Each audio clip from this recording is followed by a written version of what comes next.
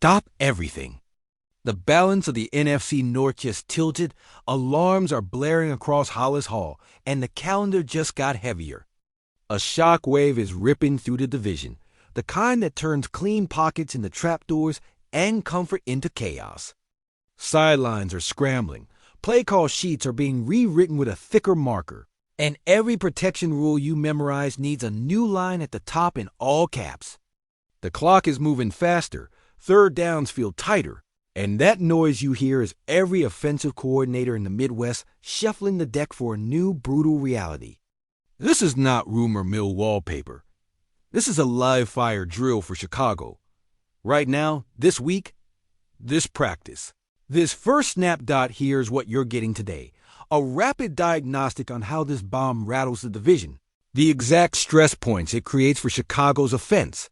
The counterpunches that keep the Bears upright. The defensive adjustments that flip pressure back onto the opponent, the cap and timeline ripple effects, and the psychological quake inside a rivalry that defines winters.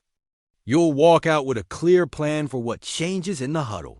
Who carries a bigger load? What calls become non-negotiable? And how the Bears can turn somebody else's headline into our fuel. Welcome back to Bears. News Fan Report, the film room for the faithful. The place where cold Sundays get engineered into wins. Hit subscribe, drop a like, turn on notifications, and claim your seat in the comments. Your football brain matters here. This community thinks like a staff. Rivalries don't care about comfort. They flip on you when the margins shrink. And right now the margins just got shaved to the bone. A star pass rusher entering the neighborhood doesn't simply add sacks to a box score. He redraws the geometry of your offense. He changes the math on every 2nd and 7. He edits your quarterback's internal clock, your tackle's footwork, your tight end's job description, and your coordinator's appetite for deep shots. The consequences stack up quickly. Slide protections become mandatory. Snap counts become weapons, and run fits carry the responsibility of buying time for the passing game. That's what a supernova off the edge. Does he bends the field and makes you play? Left-handed if you're not. Prepare. Now the news lighting up feeds. Reports say Micah Parsons has been shipped to the Green Bay Packers for a treasure chest of premium draft picks and a frontline defensive tackle.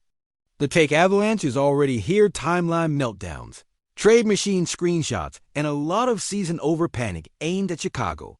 Let's cut clean. As of this moment, this lives in the realm of unconfirmed shock. It's loud, it's detailed, it's plausible enough to hijack your day, but it does not wear the official stamp. That matters. What matters more for us, though, is how to operate if it becomes real tomorrow. Because teams that wait for press releases get buried by the teams that practice the counter a day earlier. If that jersey actually turns green and gold, the first hit we take is structural. Parsons is a force multiplier. He doesn't just win his one-on-ones. He detonates your rules. Shift the protection to him, and you've invited simulated pressure from the opposite edge. Keep a tight end in the chip, and you just removed a read from your progression window. Push the launch point deeper to buy time, and you extend the rush angle he thrives on.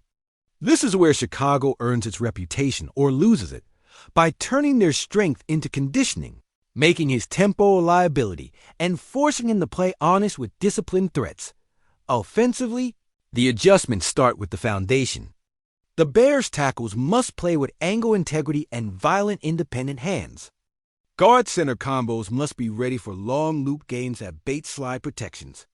The quarterback's first job becomes tempo control, hard counts to dent the get-off, quick gain timing to keep the rush flat, and design movement that resets launch points without sacrificing reads. Motion is not decor, it's scalpel work to reveal coverage and shift chip help into the real collision. Run game? Mandatory.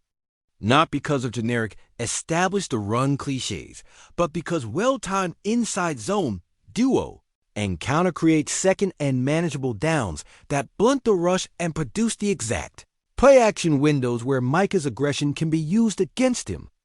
This is where screen variations stop being a surrender flag and start becoming a throttle traditional running back screens.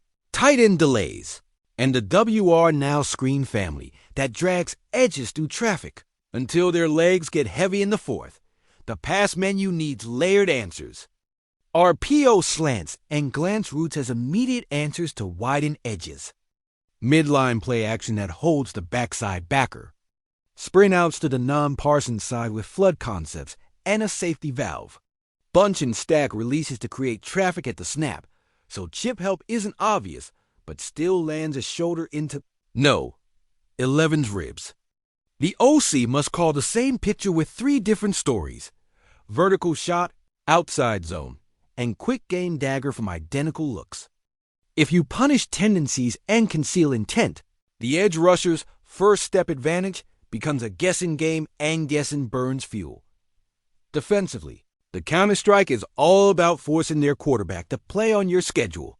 If they've invested a haul into a defensive superstar, your job is to squeeze their offense until those draft picks start to look expensive. Win early downs with tackle for loss discipline, then light the down and distance scoreboard on fire. Montez Sweat and the rotation must own edges that kill boot action. Mix quarters and robber looks that steal hot throws created by the very pressure they want to live on. Present pressures that look like 6 but play like 4, then vice versa. That pendulum motion threaten, bail. Punch creates the same confusion for their pass protection that we're managing on ours, and it turns their field position game into a slog. Zoom out to cap and timeline. Star pass rushers cost premium picks and premium money. They elevate ceilings immediately and compress flexibility long term. We know the arc. We've lived versions of it. If Green Bay truly pushes all in, they gain terror on the edge and sacrifice optionality elsewhere. That can pay off. It can also build a roster top-heavy enough that depth cracks in December become gashes in January. Chicago's job is to be relentlessly complete, a roster that wins with layers, not just star spikes. Star swing playoff games. Depth gets you to them. There's also the psychological element. Rivalry is theater with real consequences. A move like this is a chest thump across state lines, a challenge to your identity. That's where leadership counts. Quarterback demeanor matters now. He can't stare at the rush. He has to feel it, manipulate it, and punish it with timing. The line room has to internalize that the ugliest cutoff block of the day might be the play that flips momentum. The tight ends must embrace that some Sundays, their Pro Bowl moment is a perfect chip and release that never trends on social. The OC has to stay brave without being reckless. The DC has to stay patient without being passive. And the building has to ignore the external verdicts and live inside the tape. Let's keep this anchored. As of right now, the status of Micah Parsons to Green Bay is unconfirmed. It's smoke heavy enough to sting your eyes, but not yet fire.